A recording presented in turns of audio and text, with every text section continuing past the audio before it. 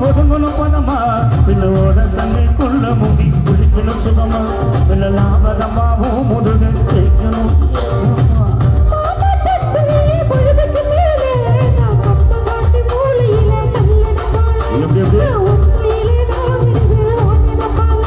அட மஞ்ச காட்டு போறதில்ல மத்தியான நேரத்தில் காத்திருக்கட்ட தினமும் காத்திருக்கட்ட